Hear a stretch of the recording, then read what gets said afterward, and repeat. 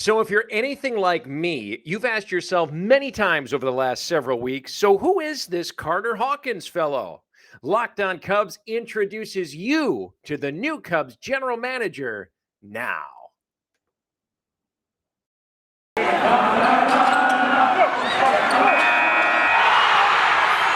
You are Locked On Cubs, your daily Chicago Cubs podcast, part of the Locked On Podcast Network, your team every day.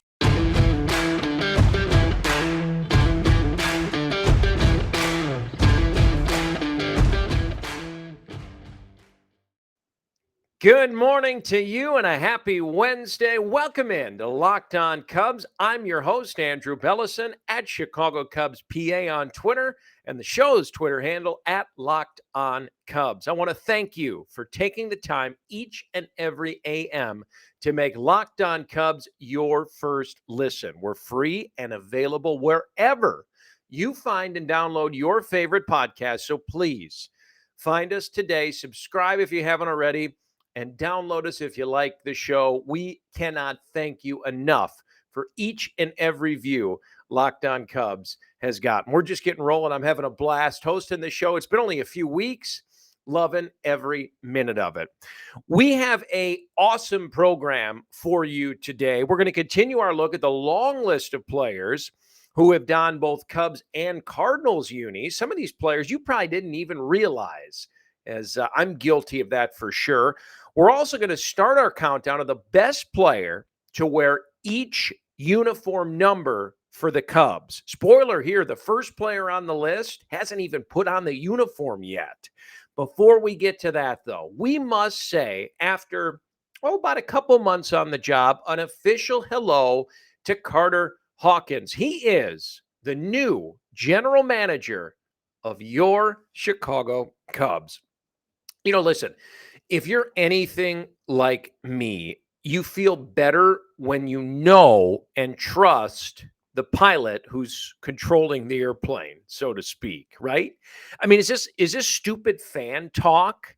I don't think it is. I really don't. Theo and Jed, when they were here, and they were here for a long time, and in baseball years, it was a really, really long time, but they became household names. We knew their history. We trusted them. We were comfortable with what they were doing, piloting the Cubs ship. So when the Cubs hired Carter Hawkins in October, Jed was no longer flying solo, and he welcomed someone into his regime that was going to essentially take the reins. The positions had reslotted. Theo, adios. Jed, new Prez, Carter Hawkins. After much of last season, Jed was the one in the GM role as well. Well, now that's different. So here's the rundown of the new boss. First and foremost, Carter Hawkins, just 37 years young. Love that. Good young influence on the baseball side of things for the Cubs. 16th general manager in franchise history. Undoubtedly gigantic shoes to fill as the Cubs shuffle away from the Theo and Jed regime and what was kind of left from them, even though Jed's still here. Comes from Cleveland, does Carter Hawkins. Was an assistant general manager there, including during the 2016 World Series season. So he's very familiar with the Cubs and that rivalry from that World Series, even though they play in different leagues. Strongly reiterated, did Carter, through his opening press conference back in October, the need to develop players. And I can't think that this isn't a subtle jab at Theo, who's left town from Carter / from Jed. I like the playfulness, but it's a serious topic, and he hits it right on the money. Listen, we have preached to no end about the Cubs' inability to raise a homegrown arm for many, many, many years. It was probably one of the biggest knocks on Theo, the fact that they did not essentially draft and work with a pitcher that made an impactful change at the major league level. It's a huge knock. So if this was indeed, in fact, a little jab to the Theo Jed regime from Carter Hawkins, I love it. I'm all in because developing talent, and this was kind of the theme of his opener back in October. I know we're late to the party and getting to this, but I'm new to the show, and I don't know how many of you know Carter Hawkins or know about him, as I wasn't super familiar with him either. The need to develop homegrown pitching, so key, and one of the biggest knocks on the former regime. So he addressed that right away and continued to hit that point home. I love that. This is kind of cool too. Kind of, all the stars have aligned kind of thing. When some things are meant to be, they're just meant to be. Carter and his wife are expecting their third child after already having twins. You know what one of his twins' names is? Ivy. Do you believe that? I mean, seriously, almost meant to be.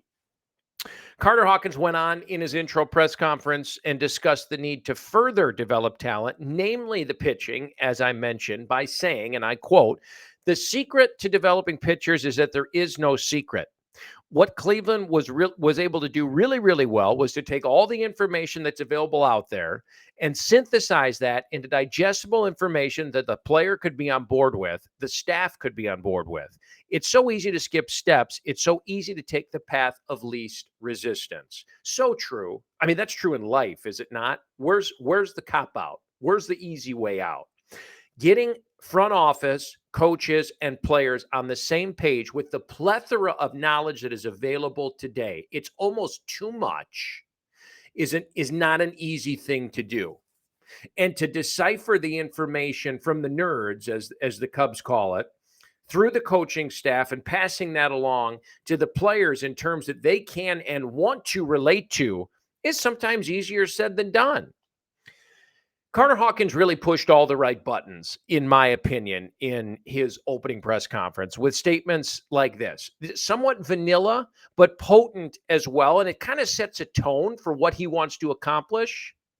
Here's what he said. There are hundreds and hundreds of people who are working every single day, 364 days out of the year, to bring those moments back to Chicago over and over again, meaning the World Series. I cannot wait to roll up my sleeves and be part of the process. He's 37 years old. He's young. He wants to dig in. He finally now has his own club. I mean, this is his baby now, and there's a lot left to be done. Like I said, big shoes to fill, but much work to be done, given how things are normally left when there's a front office transition, even though half of that front office leadership is still here in Jed Hoyer. Cool part about Carter Hawkins, he clearly understands how the pitching game works. He was a catcher at Vanderbilt, actually played with David Price while there. Said he had aspirations of playing big league ball, of course, until he met David Price. And the quote was, "When Carter Hawkins was a catcher at Vanderbilt, he still had dreams of playing baseball professionally." And Carter said, "Until David Price walked through the doors and made it pretty clear to me that one of the things doesn't look like the other." Hey, preach, Carter. That's happened to all of us. Just happened to you a little bit later than some others. In terms of long-term plan and growth, the strategy there, even though the market is much different here in Chicago than it was in Cleveland in terms of size and dollar amounts available, et cetera, Carter Hawkins said this, and this was an interesting point to me. With Cleveland, we were forced to be disciplined in our processes. I think that's something that's applicable to any size market. Obviously, your range of options when you have more resources is a little bit wider, but the ability to deliberate in those decisions and building up great processes in those decisions should be just as good. So same principle, maybe applied a little bit differently, and clearly acknowledging that, yes, the Chicago Cubs have much deeper pockets than does the Cleveland Guardian baseball team. And we've seen that already. Carter's been active. They went out on the market and made a few moves before the lockout. So don't expect that to end post-lockout. I love the approach that he shows. Listen, the approach is the same, although we might tweak it a little bit because we got a few more bucks here in Chicago. He's already begun revamping the baseball side of things. He dug in right away, has made a splash in the market, like I said, pre-lockout, and also made some changes on the baseball side in terms of scouting and whatnot, and starting to revamp that department to kind of tweak it to the way he wants it to come. All in all, you might have watched his press conferences in October. You might be more familiar with him than I was. good things to come. Cubs fans, we are in good hands. And I wanted to introduce you to Carter Hawkins, the 16th general manager in Chicago Cubs history. We are going to take a look at the best player to wear each number for the Cubs in their entire team history when Locked On Cubs rolls on after this. You've heard me talk plenty about it, the Built Bar. It's the protein bar that tastes like a candy bar or better, but seriously, it really does. You need to try it. It's low in calories, low in sugar, net carbs, low in fat, super high in protein. The flavor offerings that they have are phenomenal. Raspberry, mint brownie, cherry, peanut butter brownie, cookies and cream. Which one are you going for? Built Bar gives you that extra fuel that you need every day just to bust down the mall doors and battle all the holiday shoppers this time of year. Or if you're standing in the endless shopping lines, Built Bar can give you that extra something that keeps you going. You're friends with Santa? Well, have him throw a few in your stocking. Great stocking stuffer this holiday season.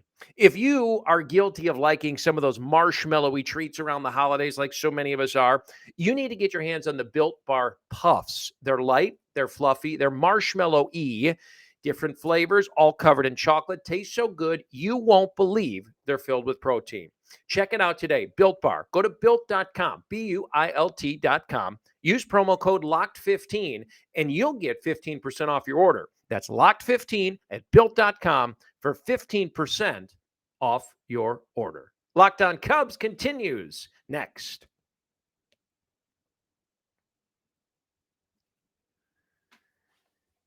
Good morning once again, everybody. We return to Locked On Cubs. I'm your host, Andrew Bellison, at Chicago Cubs PA on Twitter. Show's Twitter handle at Locked On Cubs. We are part of the Locked On Podcast Network and very proud to be. Want to thank you again for making Locked On Cubs your first listen each and every morning. I know I'm here in the studio.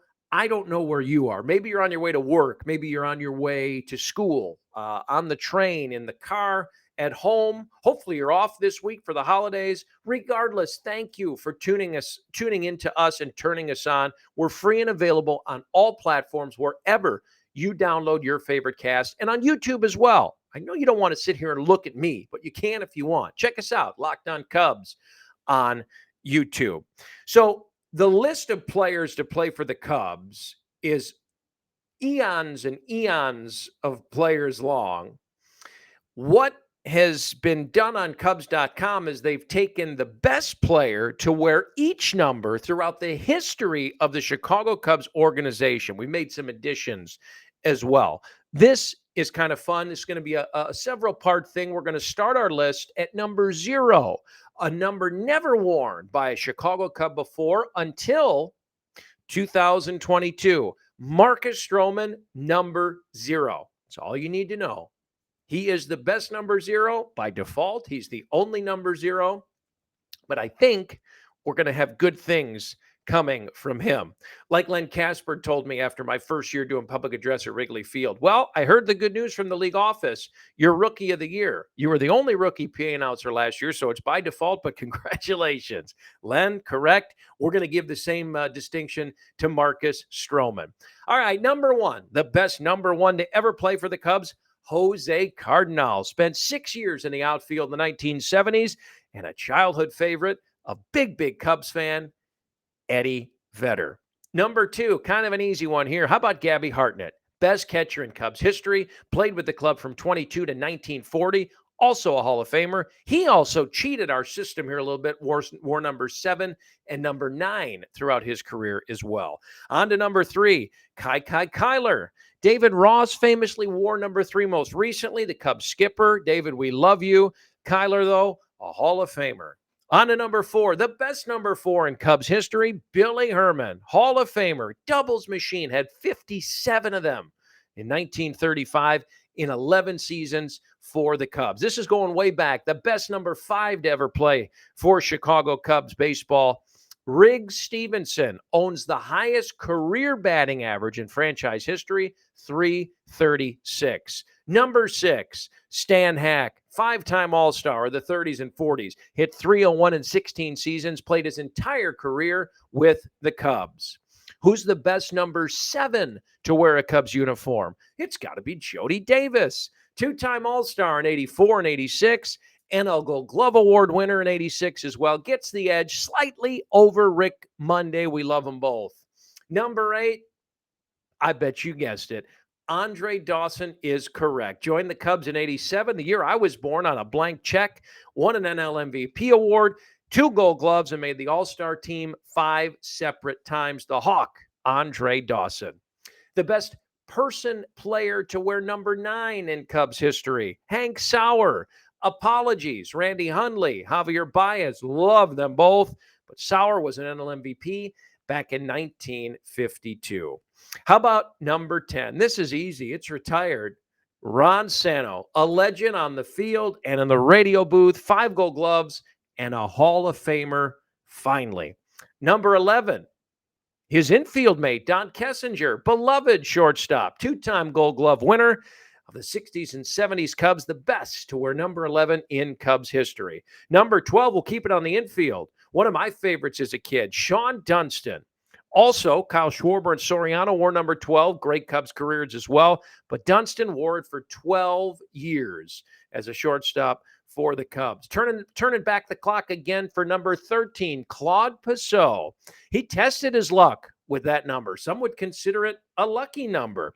Won 124 games in 9 years with the Cubs from 1939 to 1947. And our final number of the day, number 14 for Mr. Cub, Ernie Banks. Broke the team's color barrier, 2-time NL MVP in 58 and 59, back-to-back from the shortstop position.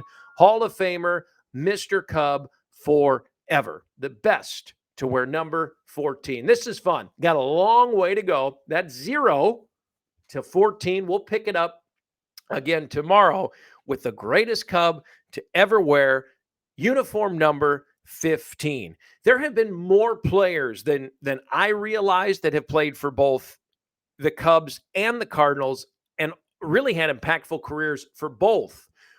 We'll take a look at some more of them here shortly on Locked On Cubs. BetOnline has you covered this holiday season with more props, better odds, more lines than ever before as football season rolls towards the playoffs. BetOnline remains your number one spot for all the best sports action all season long.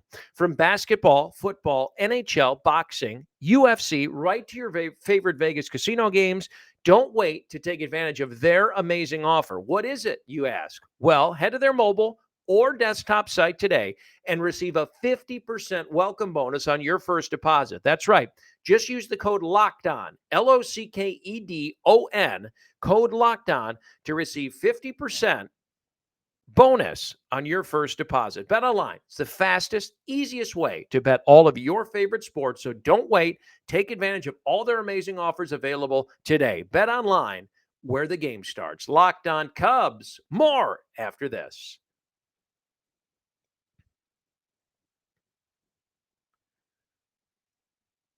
We welcome you back into Locked On Cubs. I'm your host, Andrew Bellison, at Chicago Cubs PA, at Locked On Cubs on Twitter. Please interact with us socially.